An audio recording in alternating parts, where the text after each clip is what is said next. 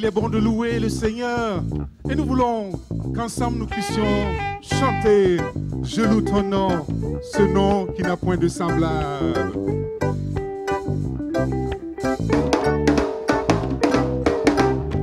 Je loue ton nom éternel.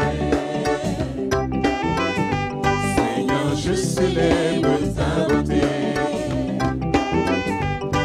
Quelle joie tu vis en moi.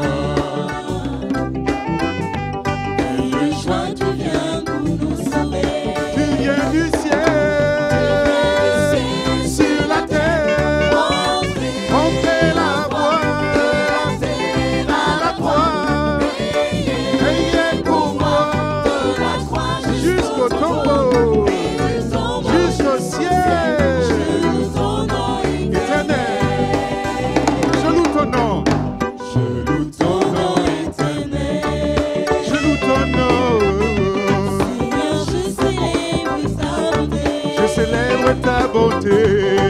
Quelle joie tu vis en moi. Quelle joie tu vis en moi.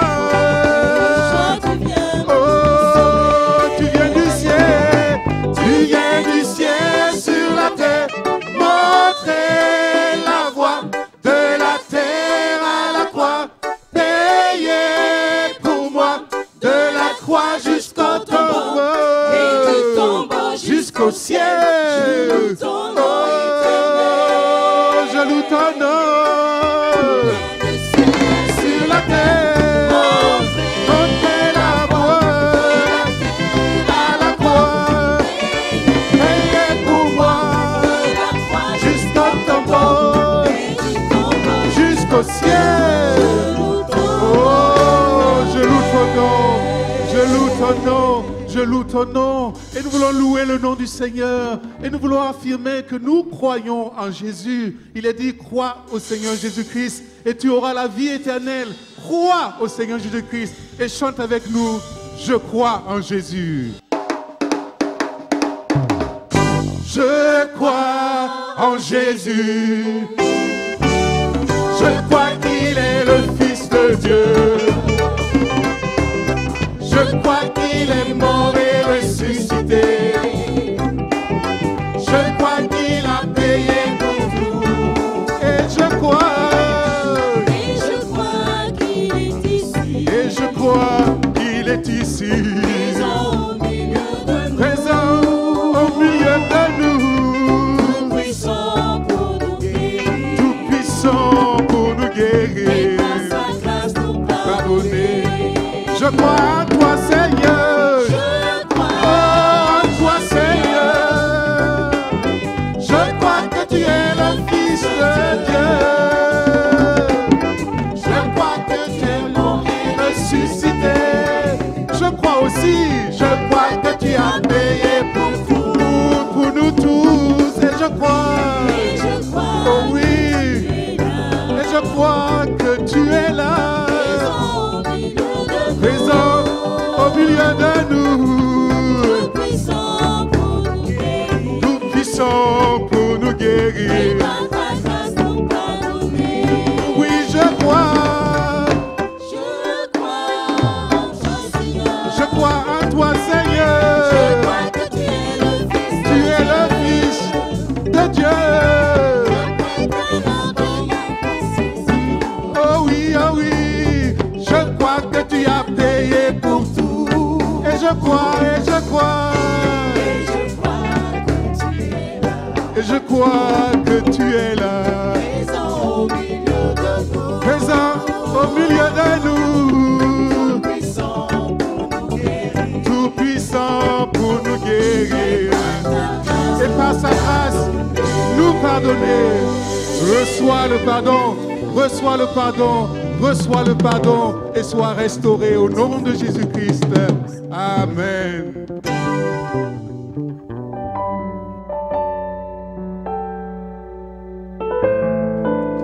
Que la grâce et la paix vous soient données de la part de Dieu notre Père et de notre Seigneur Jésus-Christ. Nous voici encore aujourd'hui devant ce micro et cet écran pour vous adresser de la part de notre Seigneur Jésus-Christ. En tant qu'Église confinée, en tant qu'Église en quarantaine où chacun se retrouvent à la maison. C'est une joie pour nous de nous adresser à vous par le biais de ce médium. Aujourd'hui, nous allons aborder comme thème « Tout pouvoir m'a été donné ». Pour cela, je vous invite à faire une lecture dans l'évangile de Matthieu au chapitre 28, versets 16 à 18. C'est une période, une situation post-résurrection où Jésus rencontre ses disciples et leur dit ceci, « Tout pouvoir m'a été donné ». Lisons donc le passage. Les 11 disciples allèrent en Galilée, sur la montagne que Jésus leur avait désignée. Quand ils le virent, ils se prosternaient devant lui. Mais quelques-uns eurent des doutes. Jésus s'étant approché, leur parla ainsi, « Tout pouvoir m'a été donné dans le ciel et sur la terre. » Nous vivons une des périodes les plus difficiles où la peur, la psychose se sont installées dans le monde avec l'apparition et la propagation du Covid-19. Le virus sème la mort depuis 4 mois et les dirigeants du monde entier ne savent plus où se tourner. Et dans ces moments de confinement, de quarantaine, nous voulons voir ce que Dieu a à nous dire ou à nous enseigner en tant que peuple de Dieu, en tant qu'enfant de Dieu. Le virus a obligé les autorités à bannir les grands rassemblements, ce qui fait que nous ne pouvons plus nous retrouver dans les églises ensemble pour louer, pour éviter justement la propagation et la contagion. C'est pour cela, c'est l'occasion pour moi d'inviter les uns et les autres à respecter les mesures barrières pour éviter que la maladie ne se propage. C'est une première dans l'histoire de l'Église que toutes les églises soient fermées pendant plus d'1 mois. Et nous ne savons pas quand est-ce qu'elles seront rouvertes. Il est important pour nous de considérer quelques points essentiels qui nous aideront à comprendre ce que Dieu a à nous enseigner et par extension à enseigner au monde entier, à notre monde. Le virus est une pandémie planétaire. Le virus qui a fait son apparition en Chine en décembre dernier a traversé les océans pour se retrouver sur tous les continents avec son lot de contagions et malheureusement de morts. Le virus a été transporté par les êtres humains pour être partout, même là où on ne l'attendait pas, au point que la planète entière est secouée. Aucun continent n'est épargné. Les mesures prises en aval et en amont, malgré tout cela, eh bien, aucun continent n'est épargné. Et de plus en plus, il y a des pays qui sont touchés. Dieu est-il en train de dire quelque chose à notre monde? De dire que notre monde sera bouleversé et que ce virus doit nous apprendre à nous tourner vers le Créateur du ciel et de la terre. Cette situation doit nous amener à réfléchir et à réorienter nos priorités. Actuellement, tout le monde se bat pour trouver un remède à cette pandémie et malheureusement, le remède tarde à être trouvé. On a mis en place une distanciation sociale. Subitement, tout s'est arrêté. Plus de marchés, plus de fêtes, plus de grands rassemblements. Et chacun se retrouve confiné à domicile pour éviter la propagation.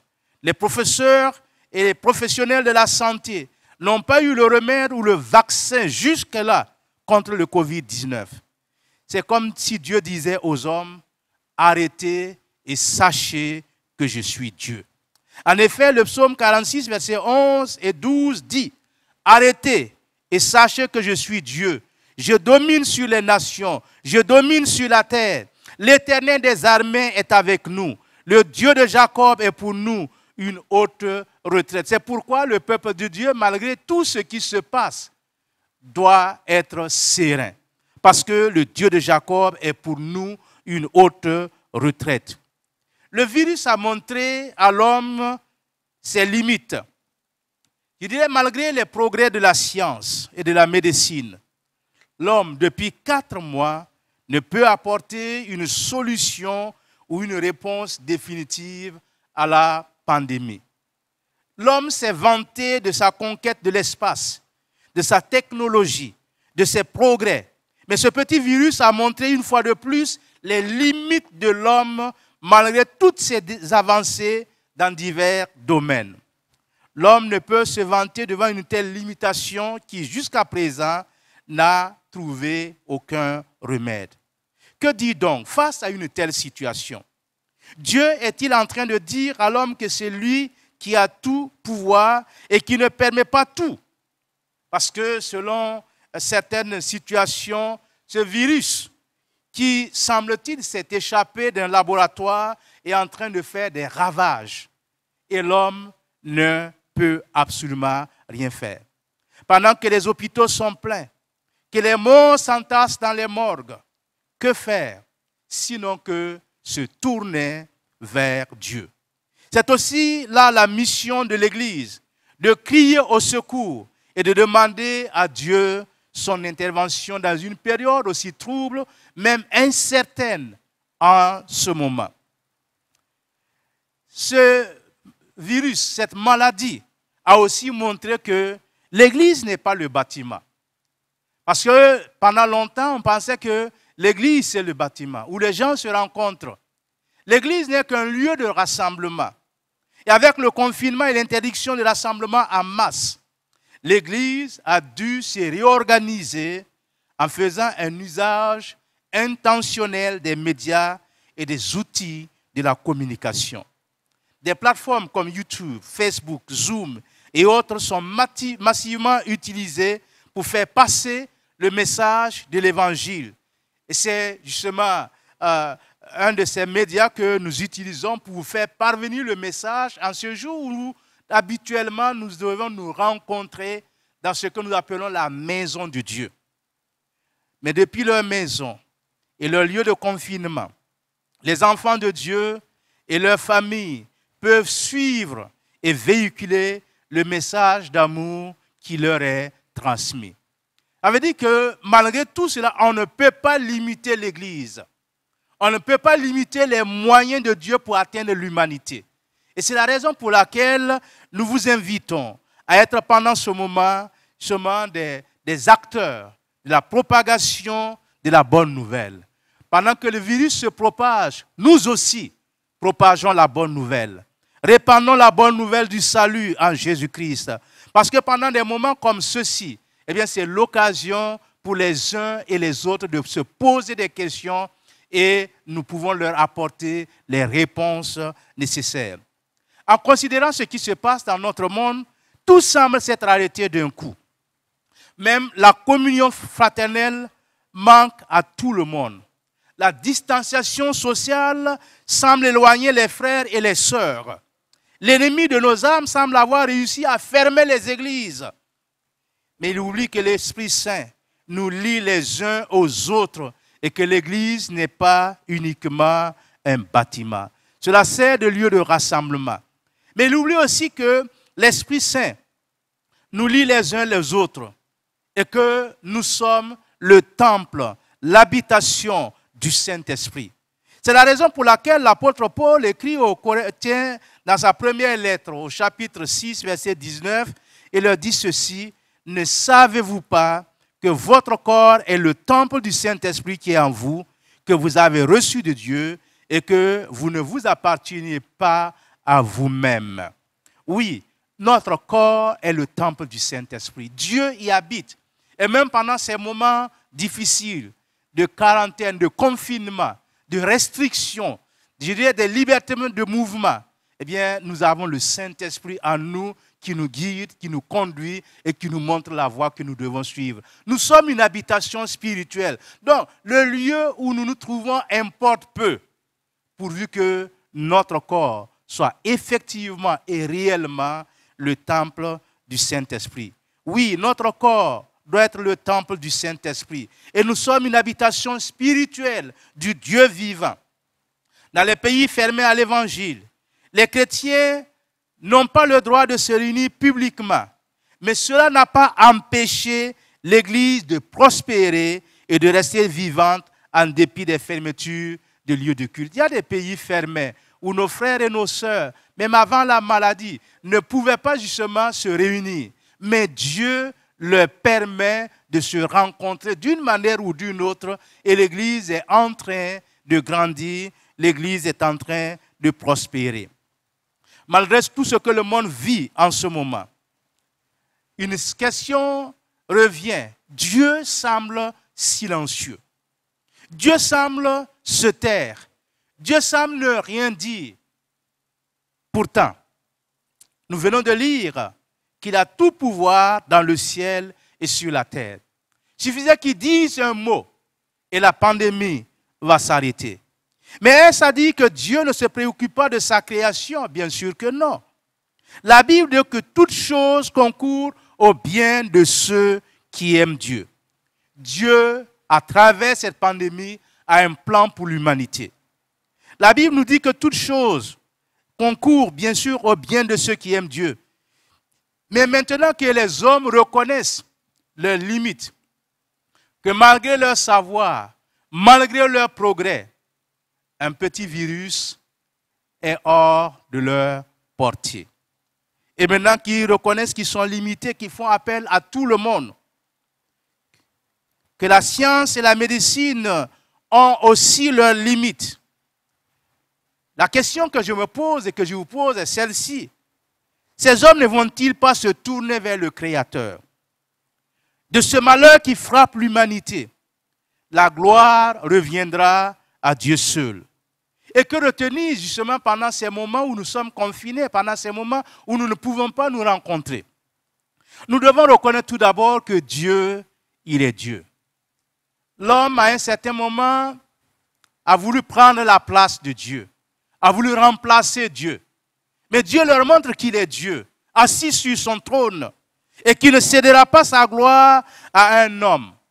Et tant que les hommes ne reconnaîtront pas qu'il y a un Dieu, ils vont rester dans leur souffrance, jusqu'à ce qu'ils reconnaissent que Dieu est Dieu. Les hommes reconnaîtront qu'il y a un Dieu.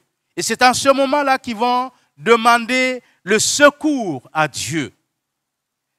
Chers frères, chères sœurs, chères familles et cadeaux, en ce moment de confinement, nous voulons user de ce temps pour approfondir notre relation avec Dieu.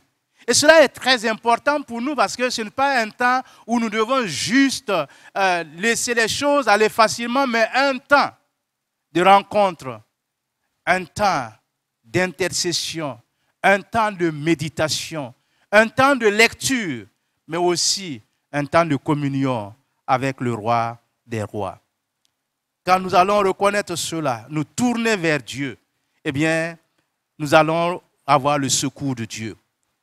Lorsque les hommes reconnaîtront que Dieu et qu'il est toujours assis sur son trône, ils recevront en ce moment-là son secours. Mais en attendant son retour, nous devons nous préparer.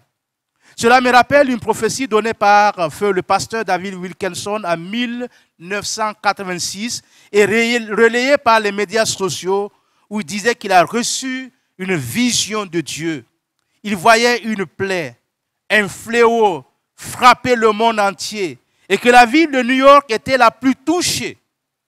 Je me pose la question, sommes-nous en train de vivre cette vision?